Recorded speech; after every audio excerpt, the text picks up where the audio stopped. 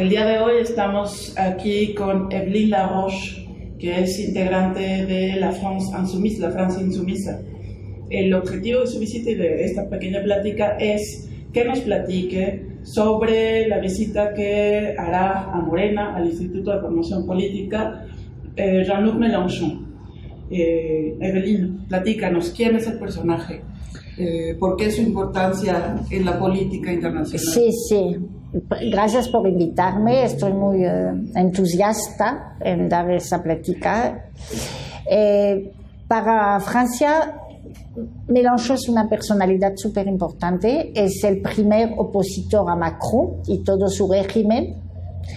Se ha construido una trayectoria política muy importante de casi 40 años. Es importante su historial porque ustedes pueden sacar experiencia de ello. Fue trotskista como líder estudiantil en el 68, empezó ahí. Pasó por el Partido Socialista muchísimos años, fue concejal municipal, departamental y fue senador muchos años. Fue diputado europeo. También tiene experiencia en fundar movimientos y partidos. Primero fundó el Partido de la Izquierda, después el Frente de la Izquierda con el Partido Comunista y lo más importante, hace apenas 3 años fundó la France Insoumise, o sea, es muy reciente. ¿Con Morena? Sí, exacto.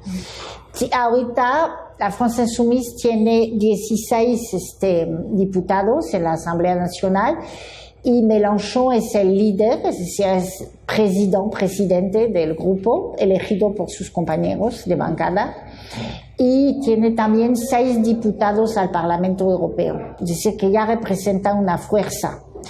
Se presentó 2 veces a las elecciones presidenciales y la segunda vez en el 17, hace 2 años, tuvo 7 millones de votos, casi 20% del electorado. Aparte es un hombre que habla en español perfecto, lo quiero subrayar, y está muy interesado en América Latina. Siempre tiene un cariño muy grande con América Latina, está muy dispuesto a colaborar con ustedes y aparte, ¿sí? Sí, en el tema de formación política y de Morena, ¿por qué crees que es importante que visite y que dé una charla a la militancia de Morena y a la militancia que está colaborando en el Instituto de Formación Política? Sí, me parece muy importante.